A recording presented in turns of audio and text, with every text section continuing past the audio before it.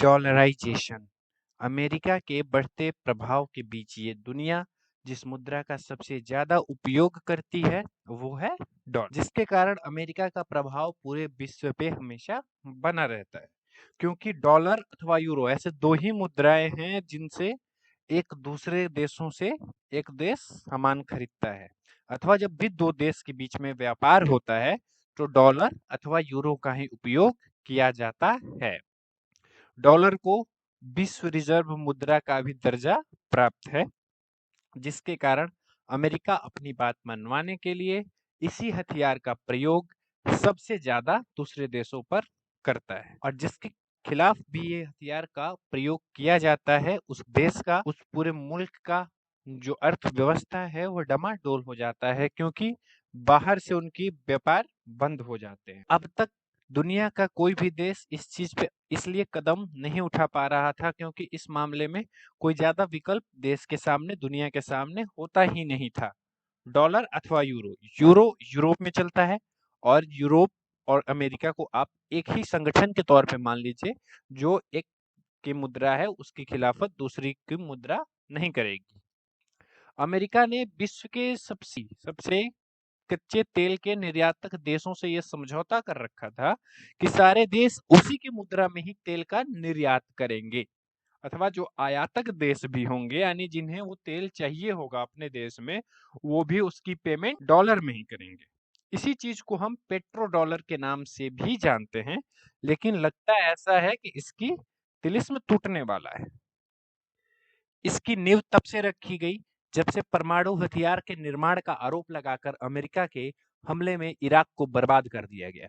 जिसके पीछे का वजह भी यही था कि इराक अपने यहाँ से उत्पन्न हुए तेल को डॉलर में नहीं बेचता था। वो जो भी देश जिस मुद्रा में उससे डील करता था वो उस मुद्रा में ही उससे व्यापार कर लेता था। इराक के तानाशाह सद्दाम हुसैन को भी अमेरिका का विरोधी माना जाता था, इसीलिए अमेरिका ने अपने यूरोपीय देशों और नाटो देशों के सैन्य लेके इराक पे हमला किया था 2003 में, जिसमें सद्दाम हुसैन को मार दिया गया था और इराक पे हमला करके उसे बर्बाद कर दिया गया था। रूस के साथ S-400 मिसाइल डिफेंस सिस्टम का जो भारत ने सौदा किया था वो भी इसी अमेरिकी प्रतिबंधों की भेंट चढ़ने वाला था। इसी प्रतिबंधों के दम पे इस डील को कुचलने की कोशिश अमेरिका ने किया था।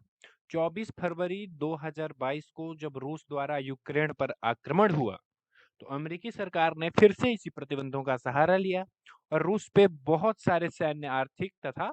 व्यापारिक प्रतिबंध लगा दिए गए, क्योंकि अमेरिका नहीं चाहता कि उसके देश के उन फैसलों के खिलाफ कोई भी देश या दुनिया में कोई भी संगठन उसके खिलाफ जाए। रूस अभी तक इन प्रतिबंधों से अछूता है, क्योंकि रूस के आर्थिक व्यवस्था इसके कारण अभी तक कोई प्रभाव नहीं पड़ा है।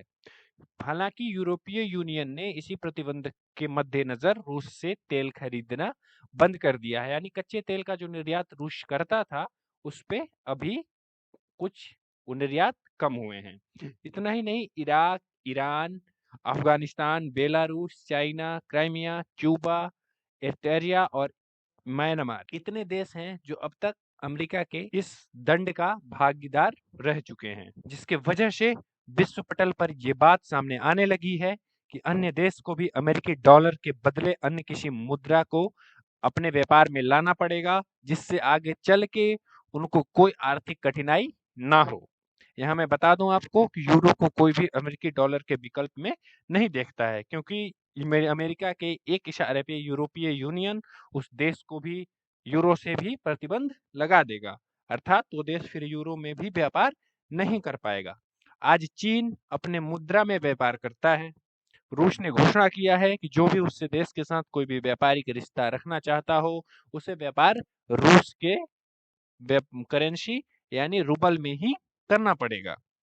सऊदी अरब भी अमेरिका के एक समझौते जिसमें दोनों देशों ने इस बात पर सहमति जाहिर किया था कि सऊदी अरब अपने कच्चे तेलों की निर्यात डॉलर में करेगा, यानी जो भी सऊदी अरब से कच्चे तेल लेगा उसका भुगतान वो डॉलर में ही एक्सेप्ट करेगा, और इसके बदले अमेरिका उसकी रक्षा करेगा, उसे रक्षा उपकरण मुहैया करवाएगा। सऊदी अरब ने हाल में ही इस समझौते को तोड़ दिया है